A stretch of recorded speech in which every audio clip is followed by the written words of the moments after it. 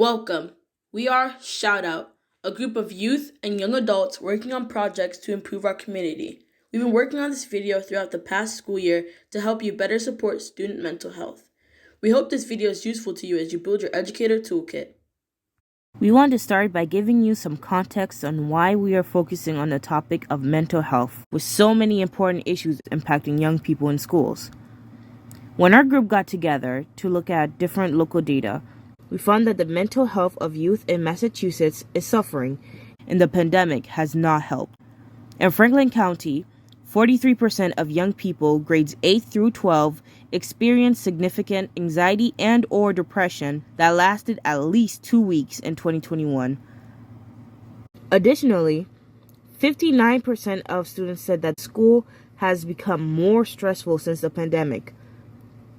In Massachusetts as a whole, 17.5% of high schoolers seriously considered suicide in 2019, the time of the last statewide youth survey.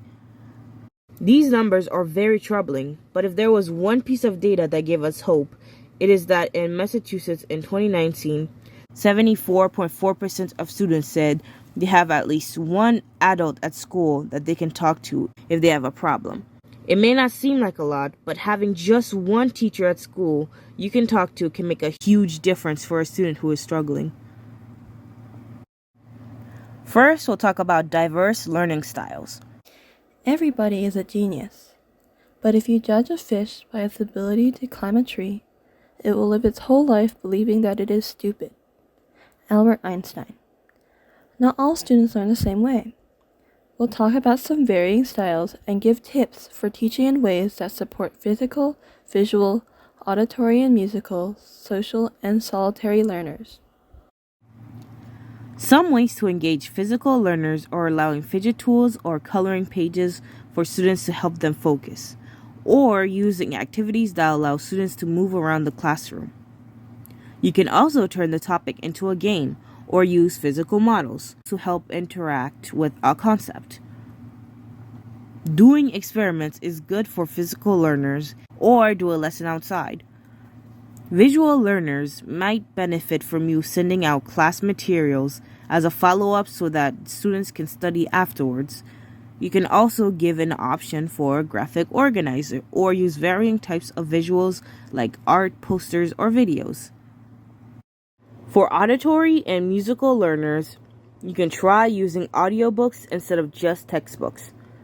You can also show a song or a music video that's relevant to the material or read aloud from a source sometimes instead of having students read independently. For social learners, you can arrange the desk in a way that encourages students to collaborate. Solitary learners might appreciate having a quiet space where they can go to complete their work. To accommodate everyone, you can allow options for students to work alone or in pairs or groups, depending on how they work best. We wanted to highlight one of our favorite tips. Color in pages. Many students may find it easier to focus when they're doing something with their hands. You can provide color in pages like the example below. These Mandela pages support mindfulness and focus. I am a freshman student, and in a particular class, I have a teacher who assigns a note-taken assignment at the start of each unit where we're supposed to comb through several pages of the textbook and take notes on our own. And I've yet to complete or learn anything from a single one of those assignments, not because of a lack of trying, but because that's simply not my learning style, and I'm incapable of learning or processing information by doing particularly that. So teaching to multiple learning styles helps students succeed, which supports their mental health and in turn takes stress off both teachers and students. Even if teachers are teaching to multiple learning styles, grading practices often still value a traditional type of intelligence. We know teachers want grades to be helpful and want their students to succeed. However, many traditional grading systems can have a lot of bias without teachers realizing it. Grading practices may inadvertently favor students with traditional learning styles. For example, traditional assessments tend to be weighted more heavily when calculating grades. These inequalities are not just affected by students having different learning styles, but also about other differences between students, like neurodivergence, different access to resources, and different responsibilities outside school. I do have some personal experience kind of in this regard. I attend Greenfield Community College, and for the most part, I've had professors that have been very understanding if I had something going on, some factor I couldn't control and needed to have some flexibility sometimes in when I turned in assignments. But there was one professor I've had in the past who was very rigid in their deadlines and wasn't willing to move anything around. And that became a problem for me. About, I would say, halfway through the class, I was doing okay. I was scraping by. I had these home responsibilities that I couldn't control that were coming up. It was pretty far into the semester when I really started to get overwhelmed with it. And it was, becoming too late to drop out of the class. I really didn't want to drop out of the class. I think the deadline ended up passing, and I was like, I just have to get through it. And I scraped by, but just barely. And this professor was not willing to accommodate that, and that was a real problem. In order to promote grade and equity in your school, you can try talking to other teachers and striving for consistency between classes.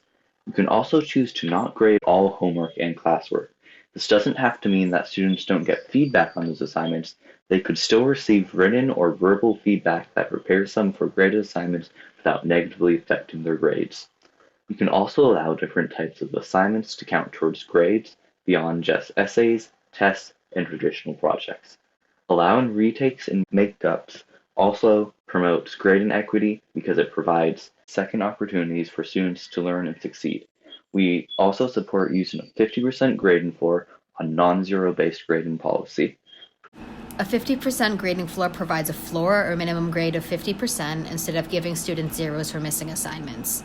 This concept may sound surprising, but many schools are adopting this policy so that students are graded more fairly.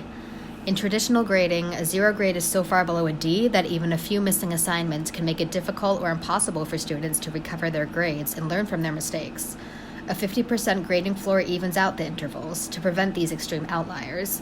Students who don't turn in their work may still receive a failing grade as low as 50, but on a scale that doesn't disproportionately drag down their other assignments. Although teachers may not have control over mental health day policies at their school, we think it is important to advocate for policies like this, and we hope you'll recognize that at times, students' well-being needs to be prioritized over grades and assignments. We want to highlight some ways teachers can be supportive of students whose attendance or classwork is affected by mental health, regardless of the mental health day policy at your school. In researching this topic, we found this article about young people at the forefront of advocating for better mental health day policies in their schools. We resonated with this quote from Jennifer Rothman of the National Alliance on Mental Illness. One advantage of declaring a mental health day and recognizing its importance at the state level is that ideally, using this kind of language can help families start to have more open conversations about subjects related to mental health and potentially reduce some of the stigma associated with self-care. Mrs. Rothman said, "Doesn't necessarily mean that you have a diagnosable illness. It just means that you are taking a break," she added. Here's an example of a teacher greeting a student who has just returned from taking a mental health day. As you listen, think about what you might do differently. Avery, where have you been for the past 2 days? I was taking a couple mental health days. Why? Well, I'd rather not go into detail. Alright. Well, you have a lot of work that you missed. This really wasn't a good time for you to be taking time off. You need to prioritize your schoolwork. I'm going to need you to finish these by tomorrow, or this will negatively impact your grades. Here are some tips to support students in being able to take time off for mental health without stigma. It's helpful to make sure students know about Mental Health Day/absence policy and put it on the school website so that they can be educated about their options. If you have policies around this for your class, you can also talk to them on the first day and put them in the syllabus. If students take a mental health day, you can check in with them after their return and express care and compassion. It's important to remind students that their well-being comes first. Try asking, "How are you doing? What can you handle now that you're back?" rather than telling them, "Here's everything you missed. You need to catch up quickly." It's also important to reduce stigma by talking about mental health with your students throughout the year. Let's return to the earlier scenario, this time taking our tips into consideration.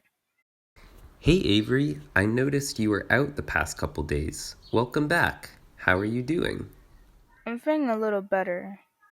I'm glad you were able to take off the time you needed. Thank you, I appreciate that. Was there any work that I missed? Yeah, there were a few assignments while you were out. How would you feel about staying for a couple minutes after class so we can figure out a timeline that feels doable for you to make them up? Thanks for asking about that. Regardless of whether your school currently offers mental health days, it may be important to know that work is being done around this on the legislative level. There are currently proposed bills in Massachusetts that would require schools to offer 2 mental health days every 6 months, or would expand the definition of excused absences to include mental health reasons. We hope that you found these tips helpful and will consider them moving forward as you support your students' mental health. Check out our link tree to see the sources and articles we drew on when creating this presentation. Thank you so much for watching.